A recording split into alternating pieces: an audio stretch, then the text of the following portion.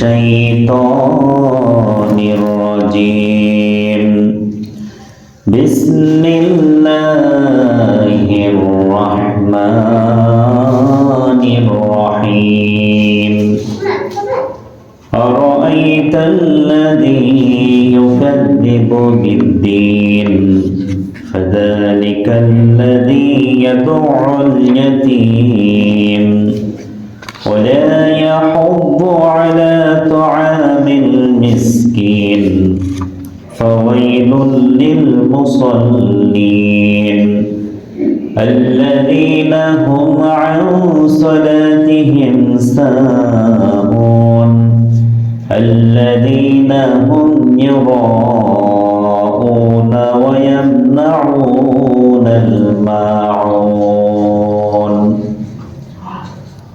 رب اشرح لي صدري ويسر لي أمري واحلل عقدة من لساني يفقه قولي الحمد لله জামাদিয়া প্রথম জমায় আল্লাহ তাআলা আমাদেরকে সুস্থতার সাথে কবুল করেছেন। মসজিদের ইবাদতের উদ্দেশ্যে আল্লাহ আমাদেরকে আগেই বসে যাওয়ার তৌফিক দান করেছেন। এজন্য সবাই শুকর আদায় করি, সবাই পড়ি আলহামদুলিল্লাহ।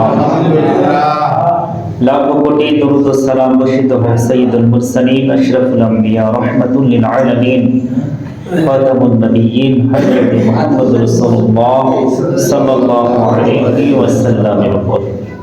আল্লাহ তাআলা আমাদের সকলের জন্য জুমার এই খুতবাকে হেদায়েতের ওসিলা হিসেবে কবুল করুন, আমিন।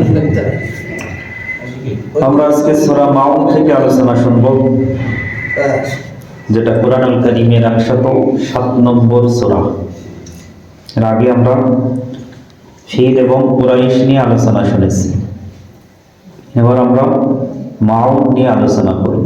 মাউন শব্দের অর্থ হলো মানুষের ছোটখাটো ব্যবহার্য জিনিস। আমরা যেগুলো খুঁটিনাটি সবসময় প্রয়োজনীয় কাজে ব্যবহার করি, এরকম জিনিসগুলোকে একত্রে বলা হয় মাউন। মাউন সূরা, এটা মক্কায় অবতীর্ণ সূরা। এর ভিতরে 7টা আয়াত আছে। আল্লাহ তাআলা এর ভিতরে 3টা বিষয়ে আলোচনা করেছেন। একটা হলো কারা পরকালকে অস্বীকার করে, আর একটা হলো কিছু নামাজি, যে নামাজিরা প্রকৃতভাবে নামাজ পড়ে কিন্তু বাস্তবে তারা নামাজ থেকে উদাসীন।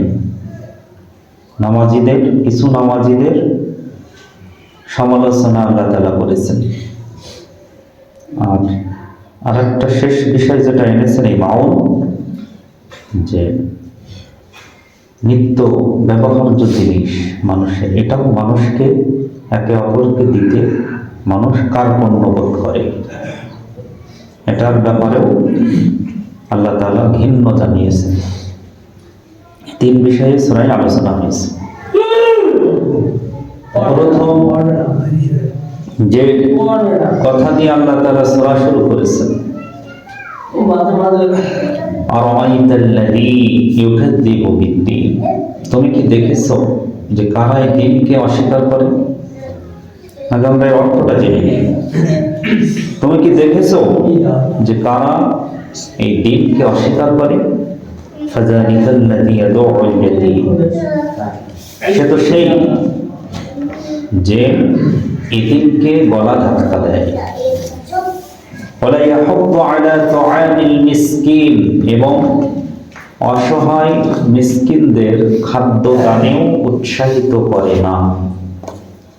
ফাওয়াইলুল লিল মুসাল্লিন, এবং দুর্ভোগ এই সমস্ত নামাজি মুসাল্লিদের জন্য যারা সালাত পড়ে কিন্তু আল্লাযীনা হুম আন সালাতিহিম সাহুন,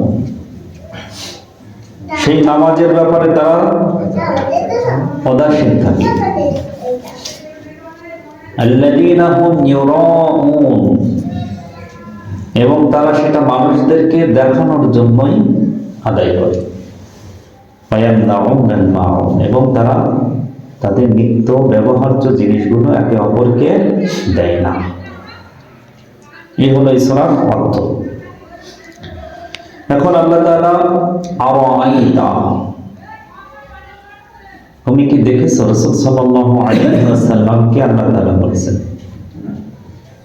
তুমি কি দেখছো, এটা মূলত বর্তমান কাল বোঝায়। এর আগে যেটা বলা হয়েছিল আলাম তারা, তুমি কি দেখোনি অতীতের, এটা বোঝায় অতীতের ঘটনা, যেটা রাসূল সাল্লাল্লাহু আলাইহি ওয়াসাল্লাম 40 বছর আগে যেটা ঘটে গেছে, হস্তি বাহিনীর ঘটনা, আব্রাহা বাহিনী, সেই ব্যাপারটা বলতে যে কি বললেন যে আলাম তারা, তুমি কি দেখোনি অতীতের। আর এখানে শব্দ এসেছেন আরাআইতা, তুমি কি দেখছো, মানে এটা বর্তমান কাল বোঝাচ্ছে, যেটা এখনই দেখা যাচ্ছে যে দৃশ্যটা, তুমি কি দেখছো এখন যে কারা ইউকাযযিবু বিদ্দীন, যারা দিনকে অস্বীকার করে যাচ্ছে, যেটা সত্য দিন জীবন ব্যবস্থা, এই সত্য দিন জীবন ব্যবস্থাকে কারা অস্বীকার করছে, তাহলে সেই দৃশ্যটা দেখা যাচ্ছে। তাই সমাজে কিছু মানুষ বসবাস করে, এই সমাজের মানুষের কিছু নীতিমালা থাকা দরকার, কিছু নৈতিক জ্ঞান ছাড়া সেই সমাজ সুস্থভাবে, সেই সমাজ মানবিক দিক নিয়ে গঠনমূলকভাবে চলতে পারে না। যে একজন অসহায় হয়ে খুবই দুর্ভোগের মধ্যে আছে, কিন্তু সমাজের মানুষগুলো সেগুলো দেখছে না, তাহলে এই সমাজটা গঠনমূলক সমাজ না বা মানবিক সমাজ না। যেই সমাজের মানুষগুলো বাংলায় বলতে গেলে কি আসলে মানুষই না, যে সেই সমাজের মানুষগুলো আসলে মানুষই না, যে সমাজে কিছু সংখ্যক মানুষ খুবই বিপদের মধ্যে আছে আর কিছু সংখ্যক মানুষ খুবই প্রশান্তিতে থাকছে, তাদের দিকে তাকিয়েও দেখছে না। তাহলে এটা অবশ্যই আল্লাহর কাছে খুবই ঘৃণ্য জিনিস। আর এই সূরায় যেটা বিশেষ করে বোঝাতে চেয়েছে, রাসূল সাল্লাল্লাহু আলাইহি সাল্লামকে আল্লাহ তাআলা বলছেন যে তুমি কি দেখছো যে কারা এই দিনকে অস্বীকার করে যাচ্ছে, অথচ তারা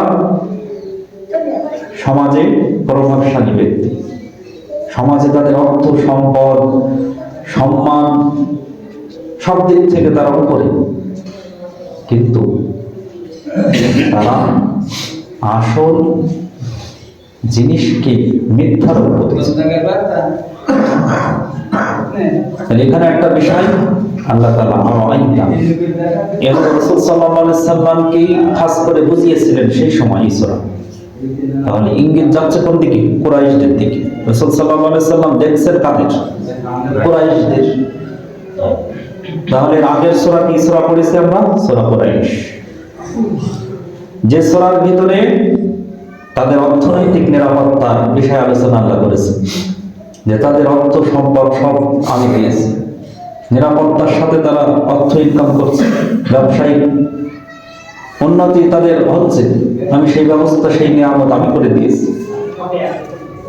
শীত কি গ্রীষ্ম কি তাদের কোনো কাজে বাধা নেই, অথচ তারা কি করছে? পরের সূরায় তাদের কথা হচ্ছে যে তাদের সমালোচনা করছে, কিছু করে।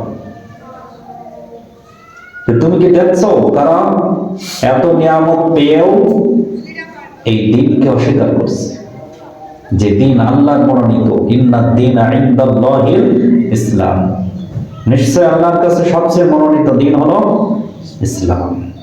সূরা আলে ইমরান 19 নম্বর আয়াত।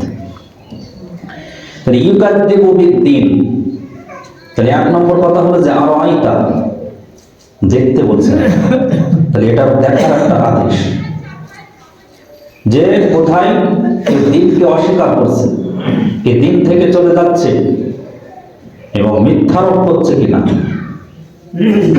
এই বিষয়গুলো দেখতে হবে। তাহলে 1 নম্বরে কাদের বলেছেন? যারা অস্বীকার করছে। কারা? ফাযালিকাল্লাযী ইয়াদউল ইয়াতীম, যারা এতিমদেরকে গলা ধাক্কা দিয়ে বাহির করে দিচ্ছে। এখানে গলা ধাক্কা দেওয়ার কথা আল্লাহ বলছেন, এত ঘৃণার সাথে ধাক্কা দেওয়া,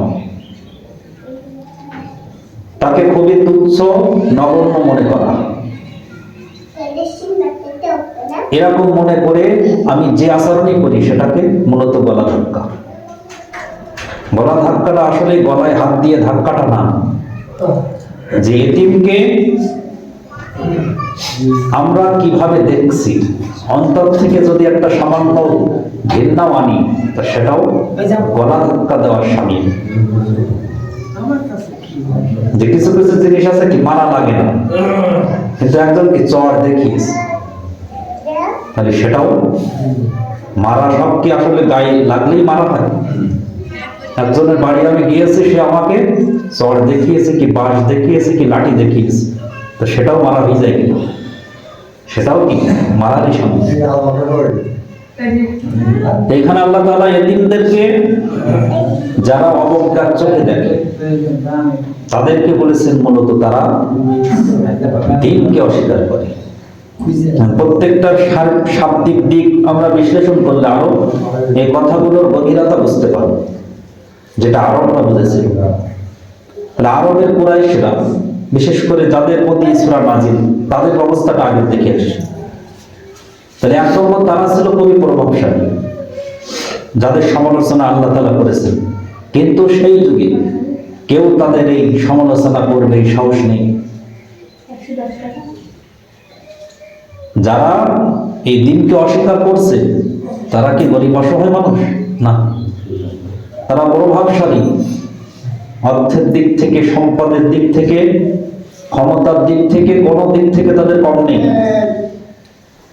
অথচ তারা যে ভিন্ন কাজগুলো করছে এটা খুবই জঘন্যতম কাজ, যেটা আল্লাহর কাছে অসন্তুষ্টির কারণ। আল্লাহ তাদের উপর রাগান্বিত, তাই আল্লাহ তাআলা তাদের সমালোচনা করছেন যে এদের আমি এত নিয়ামত দিয়েছি, এদের ব্যবসা বাণিজ্য সবকিছু চলছে ভালো, আমি তো এই নিয়ামত তাদের দান করেছি, অথচ তারা কিভাবে এই দিনকে অস্বীকার করছে, অথচ তারা এই সত্যকে মেনে নিচ্ছে না। এখন এখানে আল্লাহ একটা শব্দ এনেছেন ইউকাযযিবু। কাযযিব বলা হয় মিথ্যা বলা, আর মিথ্যা কখন হয়? যে সত্য জানে। মিথ্যা কোন ব্যক্তি বলে? যে সত্যটাও জানে। কাফেরদের ব্যাপারে কুফর এবং এই মুকাজ্জিব, মিথ্যাবাদীকে আরবিতে বলা হয় মুকাজ্জিব, আর কুফরি করাকে কাফের বলা হয়, কাফির। এই কাফির এবং মুকাজ্জিবের মধ্যে পার্থক্য আছে। কাফের কারা? যারা না জেনেই অস্বীকারী করে, সেটা গ্রহণই করে, সে জানারও চেষ্টা করেনি, গ্রহণও করেনি, সরাসরি অস্বীকার করেছে, সেই হলো কাফের।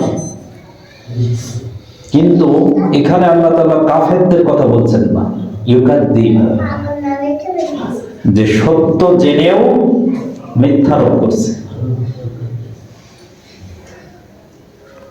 যে সত্য জানে, মানে সত্য জানে মানে কি? যে রাসূল সাল্লাল্লাহু আলাইহি সাল্লাম সত্য এটা জানে, কোরআনের যে ওহীগুলো নাযিল হচ্ছে এগুলো সত্য, আল্লাহর কাছ থেকে আসছে, এটা তারা জানে, অথচ তারা কি করছে?